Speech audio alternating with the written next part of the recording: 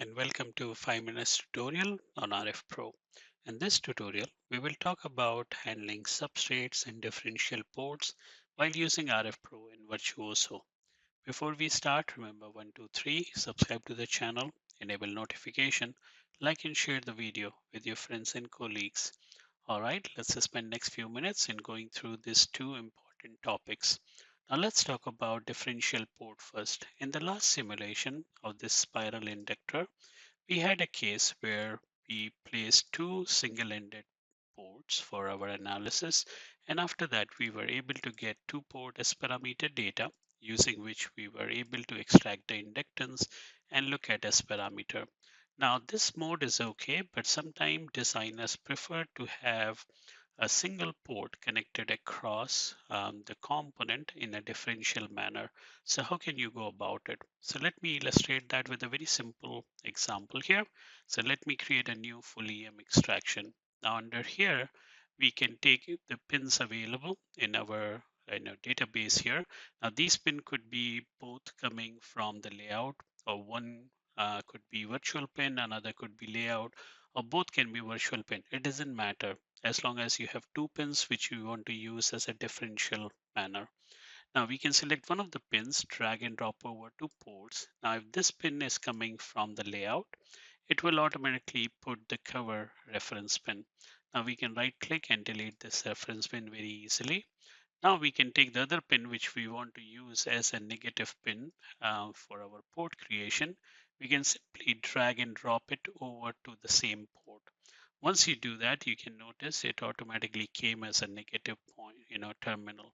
In case that also comes as a positive terminal, not to worry, simply right click on that pin and you can change the polarity. For example, here, I can make it both plus or I can make it minus. So very, very simple.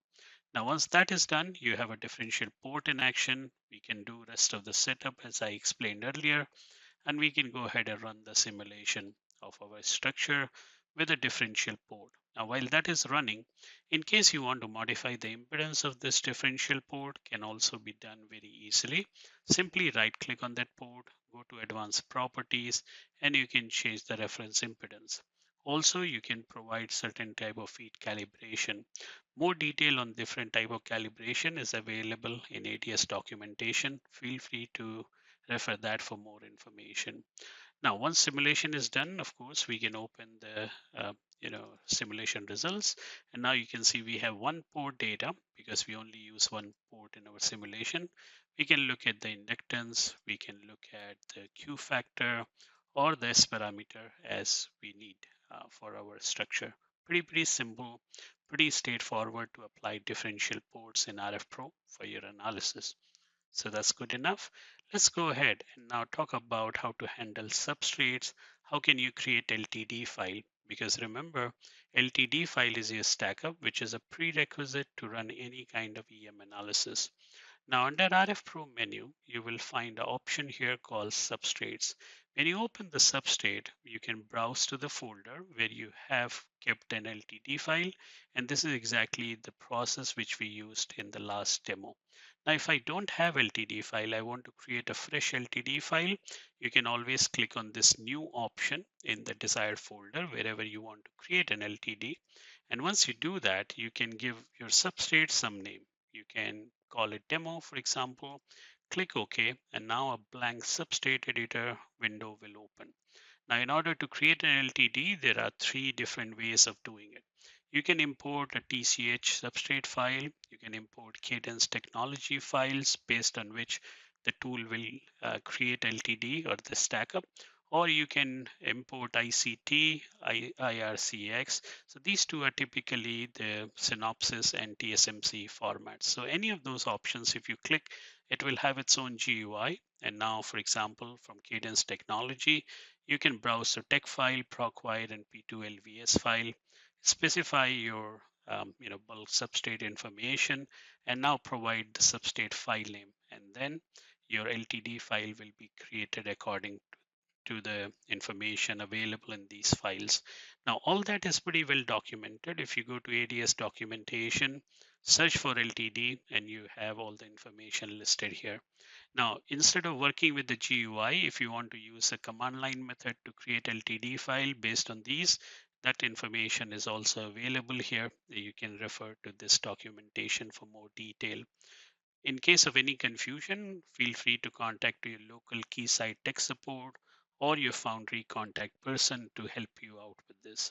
Now, once you have the basic LTD file imported or created, so let me open an existing LTD file. So once you follow the process as I just explained, you will end up having a stackup which looks something like this. Now, once the basic stackup is here, you can do a lot of simplifications or modifications.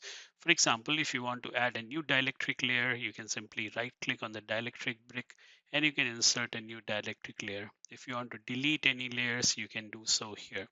Also, if you select on any dielectric layer, you can specify the thickness or modify the thickness as needed. And also these metallization layers, you can see it has a proper name, it has a material assigned, and it also has an operation defined, whether it's a thick metal, sheet metal, and in case of vias, you have operation defined as drill. So all these assignments can be done very easily. Now, if you need to modify any material properties or any of those options, you can go to edit, click on material, and now you have all the materials available as per the technology file, and you can go ahead and modify any of these properties. Simply select the material, click on edit, and now you can modify the electrical properties of that object, of that component. All right, so once it is done, you can always save it or save as to your specified location.